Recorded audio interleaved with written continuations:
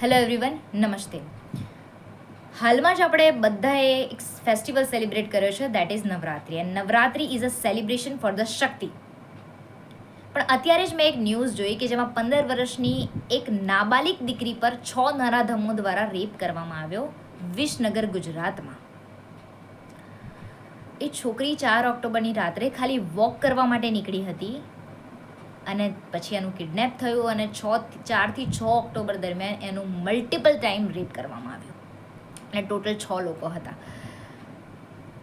6 ઓક્ટોબરથી 8 ઓક્ટોબર સુધી એ દીકરી ઘરે આવીને કંઈ જ નહીં બોલી અને 8 ઓક્ટોબરે એણે ફેમિલી સાથે બધું જ રિવીલ કર્યું અને પછી એની ફેમિલીએ પોલીસ કમ્પ્લેન કરી અને પોલીસ કમ્પ્લેન કર્યાના વિધિન અ આવરમાં એ બધાને પકડી લેવામાં આવ્યા.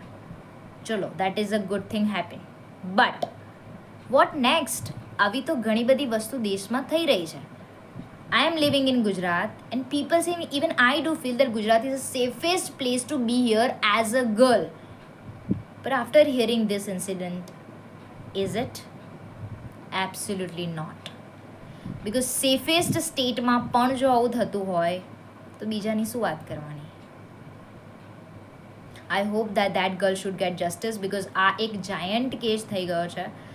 આવા ઘણા બધા નાના નાના કેસો બનતા હશે બટ બધા જ બહાર નથી આવતા. આઈ હોપ કે આપણે we should raise our voice for that girl કે એને જસ્ટિસ મળે અને એ બધા રેપિસ્ટના હાઈએસ્ટ પનિશમેન્ટ મળે because people are demanding for highest punishment for that rapist અને છોકરીને જસ્ટિસ મળે.